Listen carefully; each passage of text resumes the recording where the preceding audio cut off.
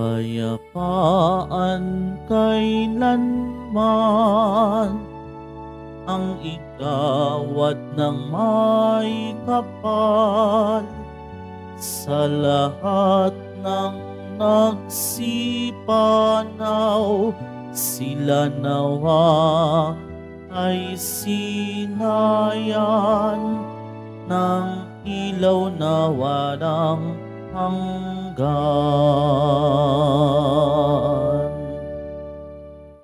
In the name of the Father, and of the Son, and of the Holy Spirit. Amen. The grace of our Lord Jesus Christ, and the Lamb of God, and the communion of the Holy Spirit be with you all. And with your spirit. Sisters and brothers, let us acknowledge our sins, and so prepare ourselves to celebrate the sacred mysteries.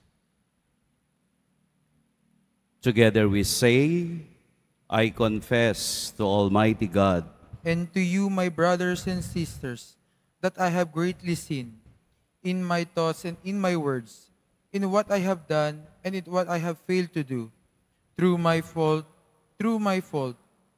most grievous fault. Therefore, I ask Blessed Mary, ever Virgin, all the angels and saints, and you, my brothers and sisters, to pray for me to the Lord our God. May Almighty God have mercy on us, forgive us our sins, and bring us to everlasting life. Amen. Lord, have mercy. Lord, have mercy. Christ, have mercy. Christ, have mercy. Lord, have mercy. Lord, have mercy. Let us pray.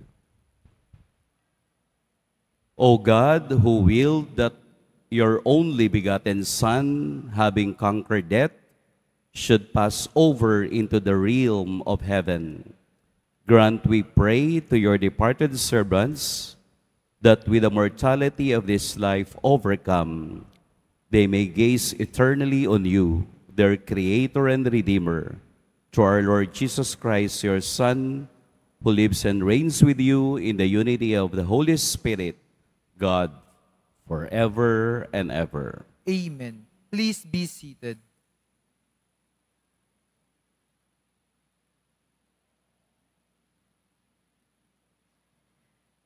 A reading from the Book of Wisdom. The souls of the just are in the hand of God, and no torment shall touch them.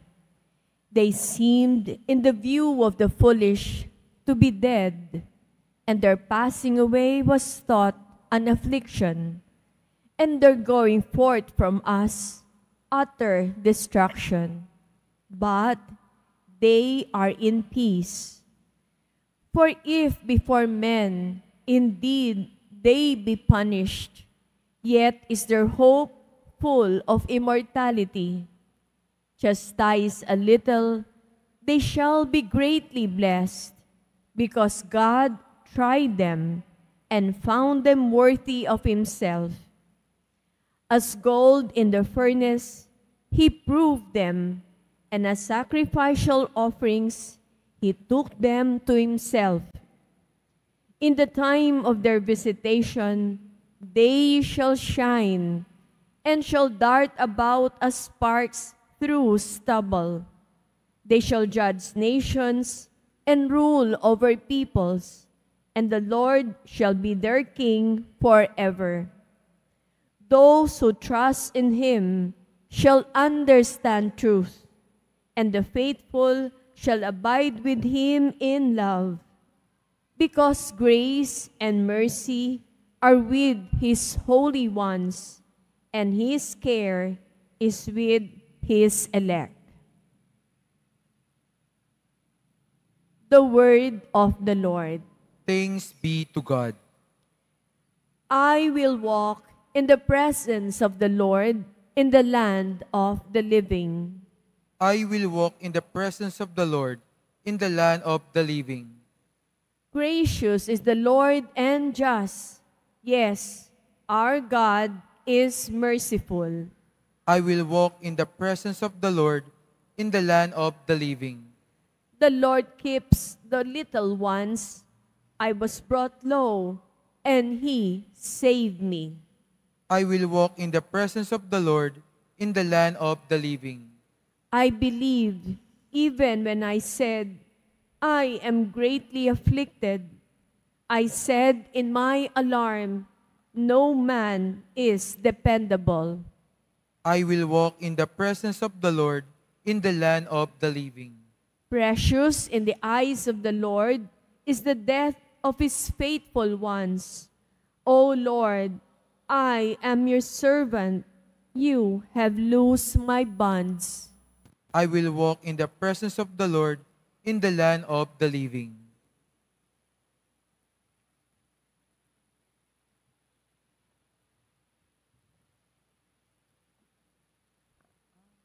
A reading from the letter of St. Paul to the Romans. Brothers and sisters, are you unaware that we who were baptized into Christ Jesus were baptized into his death? We were indeed buried with him through baptism into them, so that, just as Christ was raised from the dead by the glory of the Father, we too might live in a newness of life. For if we have grown into union with him through a death like his, we shall also be united with him in the resurrection. We know that our old self was crucified with him, so that our sinful body might be done away with, that we might no longer be in slavery to sin. For a dead person has been absolved from sin. If then we have died with Christ, we believe that we shall also live with him. We know that Christ, raised from the dead, dies no more, that no longer has power over him. The word of the Lord. Thanks be to God. Please all stand.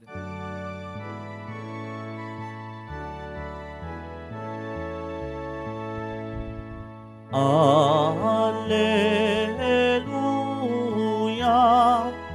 Alleluia, Alleluia,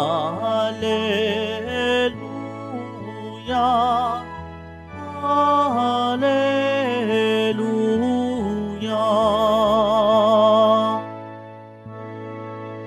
Come, you are blessed by my Father. Inherit the kingdom prepared for you from the foundation of the world. Alleluia,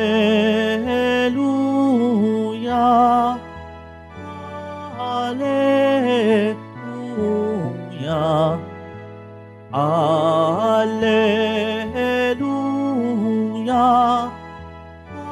Alleluia.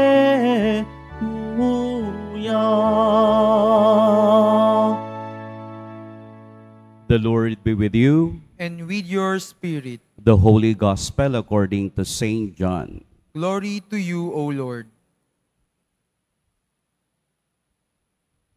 Jesus said to the crowds, "Everything that the Father gives me will come to me, and I will not reject anyone who comes to me, because I came down from heaven not to do my own will, but the will of the one who sent me. And this is the will of the one who sent me, that I should not lose anything of what he gave me, but that I should raise it on the last day. For this is the will of the Father, that everyone who sees the Son and believes in him may have eternal life, and I shall raise him on the last day." Sisters and brothers, the Gospel of the Lord. Praise to you, Lord Jesus Christ. Please be seated. Magandang umaga po sa lahat. Yesterday, we celebrated one beautiful moment. Ano po iyon? All Saints Day. Ngayon naman, we are celebrating and commemorating our departed loved ones. All Souls Day. Kaya siguro yung lahat ng bumisita sa sementeryo kahapon ay na-fulfill yung kanilang promise to visit the grave of their loved ones. But that is secondary.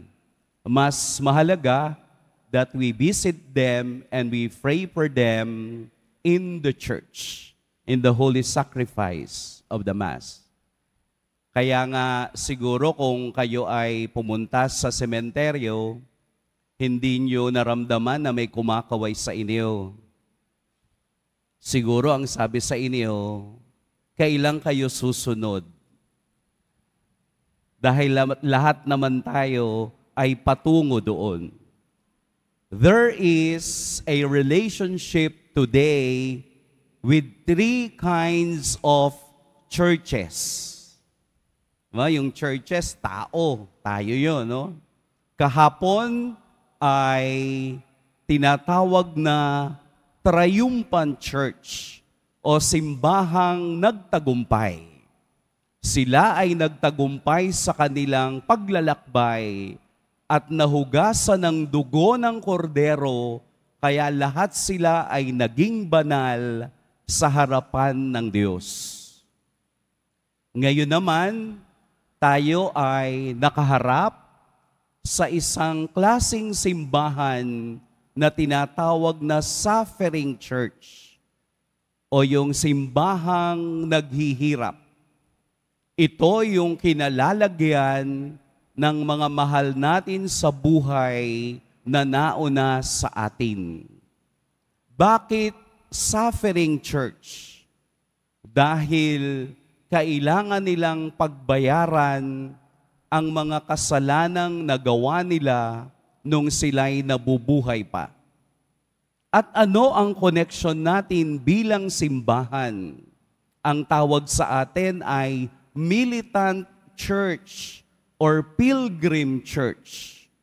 Tayo na wala sa langit at wala doon sa suffering church ay patuloy na naglalakbay. At ito ang ating pundasyon upang alam natin ang magiging pupuntahan ng ating kaluluwa. Ito ang ating kaugnayan sa suffering church. Dahil ang mga kaluluwang nagtaliwan na o nauna na sa atin ay wala nang kakayahang magdasal para sa kanila. Tayo ngayon na militant church o pilgrim church ang nagdarasal upang maibsan ang kanilang paghihirap sa purgatorio na kanilang kinalalagyan ngayon. Ito po yung napakagandang biyaya ng Diyos na kahit na sa ating kasalanan, tayo ay pupurgahin sa pamamagitan ng ating pagdarasal sa ating kaluluwa at sa kaluluwa ng ating mga mahal sa buhay. Ito ang biyaya ng Diyos sa pamamagitan ng pagbubuhos ng kaniyang dugo na ang lahat ng namatay ay haharap sa Kaniya at bibigyan ng tunay na pagpapala kung lahat ng ito ay ginagawa ayon sa Kaniyang salita. We heard in the gospel, hindi ko pababayaan ang lahat ng ibinigay mo sa akin, Ama. Nangangahulugang ang lahat ng pag-ibig ni Jesus ay sumasakop sa lahat. At meron tayong dapat gawin. Meron tayong dapat tingnan sa ating buhay. Marami tayong mga misconception kapag dating sa kamatayan. Minsan kapag may namatay sa ating miyembro ng pamilya, ano yung una nating sinasabi? Nasa langit na siya. Di po ba? Pangalawa, huwag kang mag-alala. Babantayan ka niya. Ipapanalangin ka niya. Wala na pong kalakasan ang kaluluwang nagbabayad ng kaniyang kasalanan. Ang kaniyang kalakasan upang siya'y umangat mula sa purgatoryong kaniyang pinaglalagyan ay ang dasal ng mga taong buhay. Kaya tayo nagdarasal sa mga banal dahil alam nating ang mga banal na ito ay nasa harapan na ng trono ng Diyos.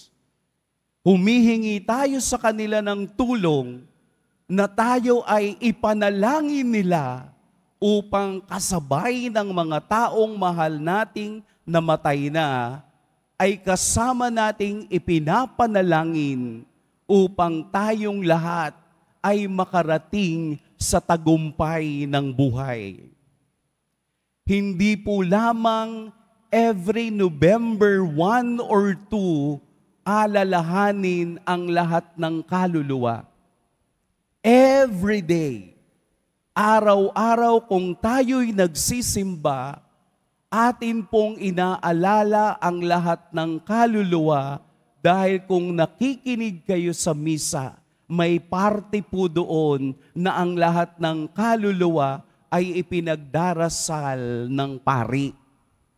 At sa kaniyang pagdarasal, minsan siya'y tumitigil upang banggitin ninyo sa inyong puso ang mga pangalan ng mga taong nangangailangan ng ating pagdarasal.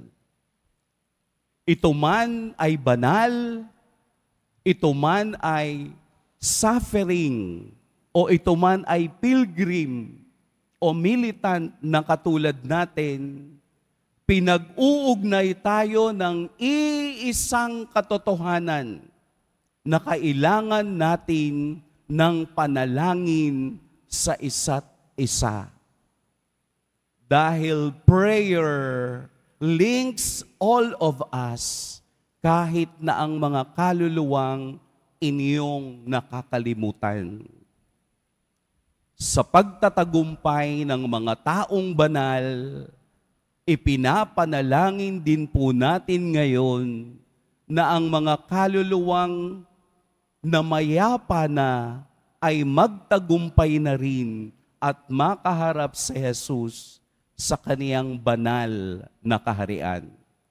Kung papaanong ang mga banal at mga anghel ay patuloy na umaawit ng papuri sa Diyos, tayo naman ngayong naglalakbay ay nangangarap ding makasama nila sa pamamagitan ng ating pamumuhay at pagsunod sa salita at gawa ni Kristo. Marami na pong mga banal ang nagpakita ng kanilang pakikiugnay sa mga kaluluwa sa purgatorio. Si Saint John Maria Vianney, si Saint Francis of Rome, si Saint Robert of Bellarmine, si Saint Damian. Yung mga banal na ito ay nagpakita kung ano ang sitwasyon ng mga kaluluwang nasa purgatorio na nagbabayad ng kanilang kasalanan. At kasama doon ang ating mga mahal sa buhay. At ang mga mahal sa buhay na ito natin ay kailangang ipanalangin araw-araw para maibsan ang sakit na kanilang nararamdaman. Ang ating panalangin ay parang tubig na pumapawi sa mga taong nauuhaw. Para itong biyaya mula sa Diyos na naghuhugas ng kanilang kasalanan na hindi nagawang pagsisihan habang sila ay nabubuhay pa. Kaya tayong mga nasa pilgrim church, tayong mga militant church, ay palaging binibigyan araw-araw ng pagkakataong mabuhay ng banal dahil kung tayo ay mamatay na, wala na tayong kakayahan sa ating mga sarili. Ang kailangan natin ay walang iba kung hindi ang grasya, ang biyaya, ang awa ng ating mahal na Poong Jesus Nazareno. Sa atin pong banal na misa ngayon, ibibigay natin sa kanila upang umangat ang kanilang sitwasyon at matikman ang ginhawa ng ating panalangin. Sa ating isip, sa ating puso, kilala ng Diyos ang lahat ng ating mga mahal sa buhay na pumanaw na at ito ang ating hinihiling sa Kanya na sila rin ay hugasan ng dugo upang malinis sa pagharap sa kanila. Amen. Pagpalain tayo ng Poong may kapal. Please all stand.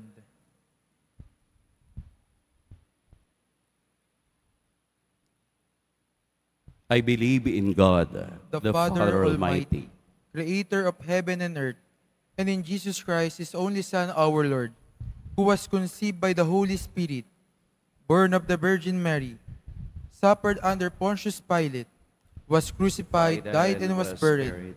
He descended into hell. On the third day, He rose again from the dead. He ascended into heaven, and is seated at the right hand of God, the Father Almighty. From there He will come to judge the living and the dead. I believe in the Holy Spirit, the Holy Catholic Church, the communion of saints, the forgiveness of sins, the resurrection of the body, and life everlasting. Amen. We believe in the communion of saints, confident in that act of faith. Let us reach out in prayer for all who have passed away, especially those who need the charity of our intercession. Lord, hear our prayer. Lord, hear our prayer. That the church on earth may never forget the church waiting for the final glory in eternity. Let us pray to the Lord. Lord, hear our prayer. That light and peace may be given to the souls of those who never know Christ in this life. Let us pray to the Lord. Lord, hear our prayer. That people who fear death may find hope in the righteous Christ and His cleansing forgiveness. Let us pray to the Lord. Lord, hear our prayer. That those who mourn over the loss of their loved ones may be consoled as they pray for the souls of their beloved. Let us pray to the Lord. Lord, hear our prayer. That the mercy revealed in purgatory may deepen our trust in Christ. Let us pray to the Lord. Lord, hear our prayer. In the silence of our hearts, let us pray for our departed beloved who are in need of God's grace and mercy.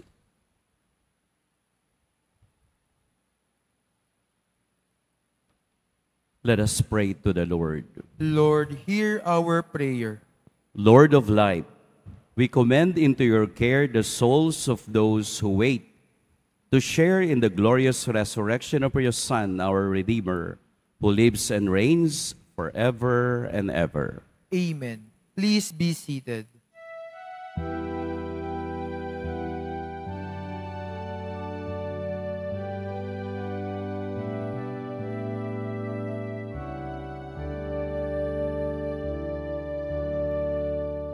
Sa banal na altar mo poong may kapal, handog kong sakripisyo naway kalugdan, Nang yumaong aming mahal, matanaw yung kaliwanagan. At makita ang daan patungo sa kalangitan.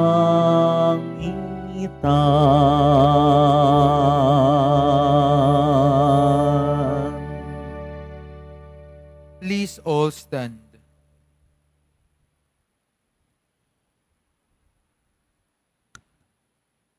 Pray, sisters and brothers, that my sacrifice and yours may be acceptable to God, the Almighty Father.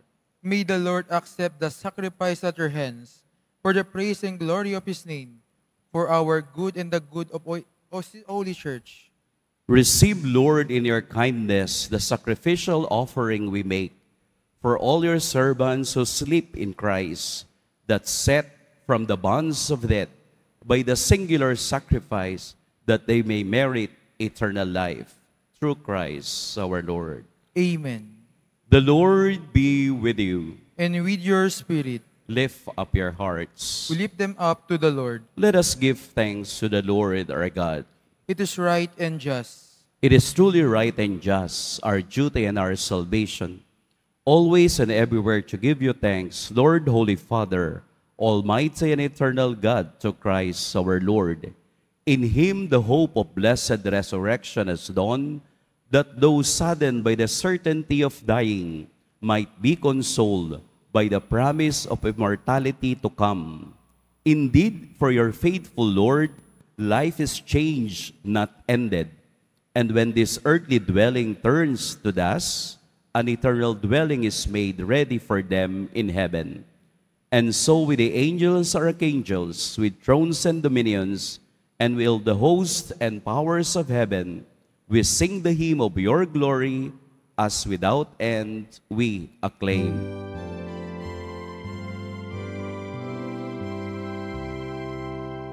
Holy, holy, holy Lord, God of hosts, heaven and earth are full of your glory. Hosanna in the highest. Blessed is he who comes in the name of the Lord. Hosanna in the highest. Please all kneel. You are indeed holy, O Lord, the fount of all holiness. Make holy therefore these gifts, we pray, by sending down your Spirit upon them like the dewfall, so that they may become for us the body and blood of our Lord Jesus Christ. At the time he was betrayed and entered willingly into his passion, he took bread and giving thanks, broke it, and gave it to his disciples, saying, "Take this, all of you, and eat of it, for this is my body, which will be given up for you."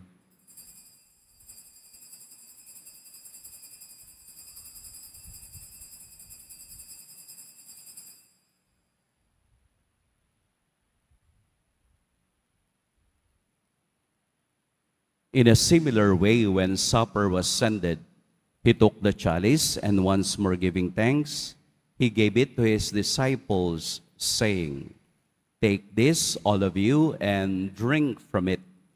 For this is the chalice of my blood, the blood of the new and eternal covenant, which will be poured out for you and for many for the forgiveness of sins.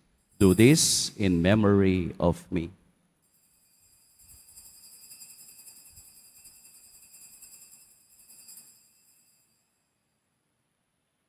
Please all stand. The mystery of faith. We proclaim your death, O Lord, and profess your resurrection until you come again. Therefore, as we celebrate the memorial of his death and resurrection, we offer you, Lord, the bread of life and the chalice of salvation, giving thanks that you have held us worthy to be in your presence and minister to you. Humbly we pray that partaking of the body and blood of Christ, we may be gathered into one by the Holy Spirit. Remember, Lord, your church spread throughout the world and bring her to the fullness of charity, together with Francis our Pope and Jose our Bishop and all the clergy. Remember also our brothers and sisters who have fallen asleep in the hope of the resurrection, and all who have died in your mercy. Welcome them into the light of your face.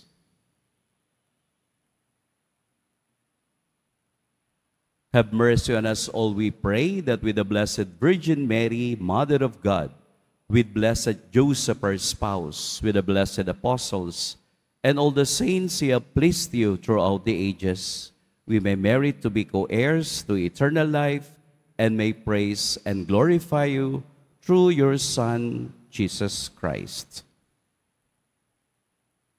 Through him and with him and in him, in the unity of the Holy Spirit, O God, Almighty Father, all glory and honor is yours forever and ever. Amen. Amen. Amen. Amen. Amen. Amen.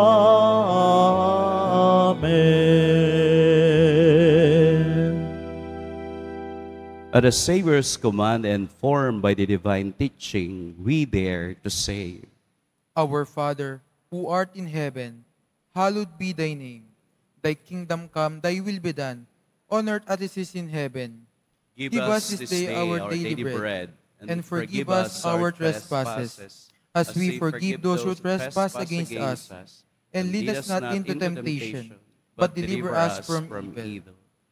Deliver us, Lord, we pray, from every evil. Graciously grant peace in our days, that by the help of your mercy, we may be always free from sin and safe from all distress, as we await the blessed hope and the coming of our Savior, Jesus Christ. For the kingdom, the power, and the glory are yours, now and forever. Lord Jesus Christ, who said to your apostles, Peace I leave you, my peace I give you. Look not on our sins, but on the faith of your church, and graciously grant her peace and unity in accordance with the will, who live and reign forever and ever. Amen. The peace of the Lord be with you always. And with your spirit. Let us give each other the sign of peace.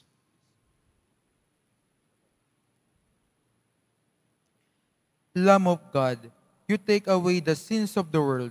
Have mercy on us. Lamb of God, you take away the sins of the world. Have mercy on us. Lamb of God, you take away the sins of the world. Grant us peace. Please all kneel. Behold the Lamb of God. Behold him who takes away the sins of the world. Blessed are those called to the supper of the Lamb. Lord, I am not worthy that you should enter under my roof, but only say the word, and my soul shall be healed. With the body and blood of Christ.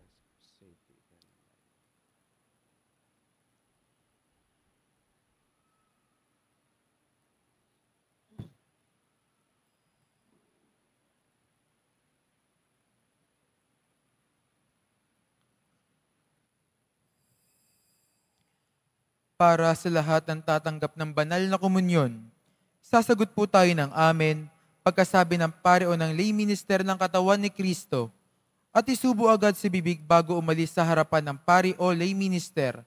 Sumunod po tayo.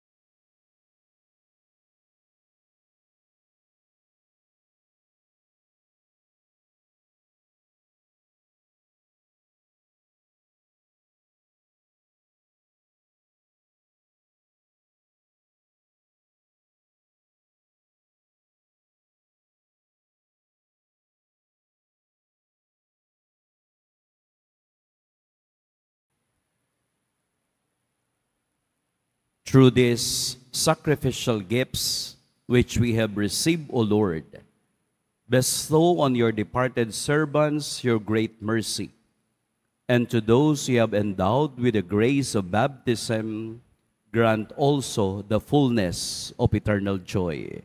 Through Christ our Lord. Amen. Now we will pray for all our departed brethren. O God, the Creator and the Redeemer of all the faithful, grant unto the soul of your servants and handmaids the remission of all their sins, that through devout supplications they may obtain the pardon which they have always desired. Absolve, O Lord, we beseech you, the soul of your servants and handmaids from every bond of sin, that in the glory of the resurrection they may be raised up with yours, saints and elect, unto newness of life. Through Christ our Lord. Amen. Eternal rest grant unto them, O Lord.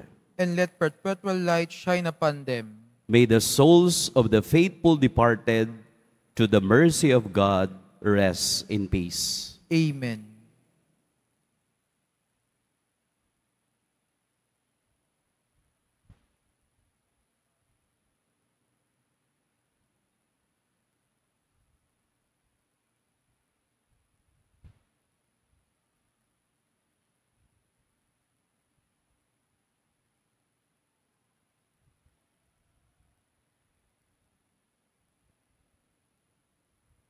The Lord be with you. And with your spirit. Bow your heads and ask for God's blessing.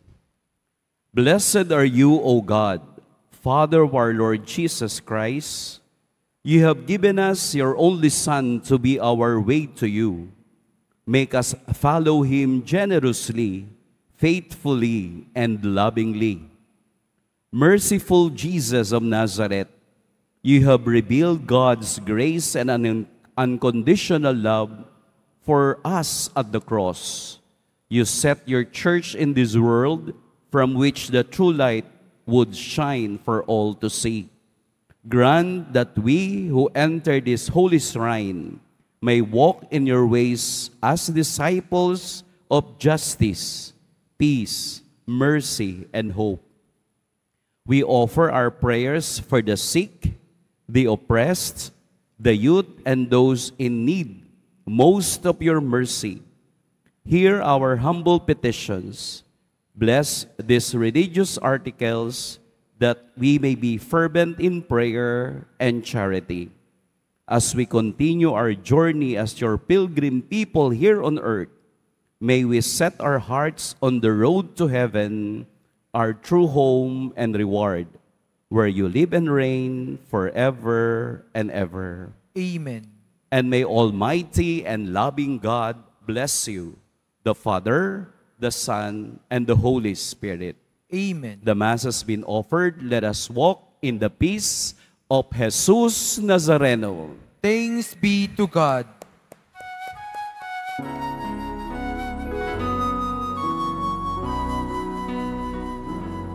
Nuestro Padre Jesús Nazareno, sinasamba ka namin. Pinipintungo ka namin. Aral mo ang aming buhay at kaligtasan. Nuestro Padre Jesús Nazareno, iligtas mo kami sa kasalanan. Ang krus mong kinamatayan ay sagisag ng aming kaligtasan.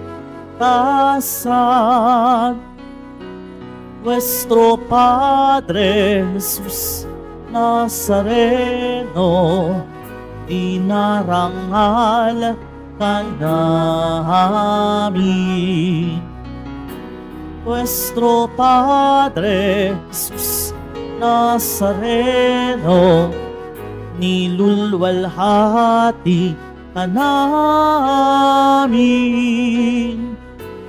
Nuestro Padre Jesus Nazareno, dinarangal ka namin. Nuestro Padre Jesus Nazareno, nilulwalhati ka namin.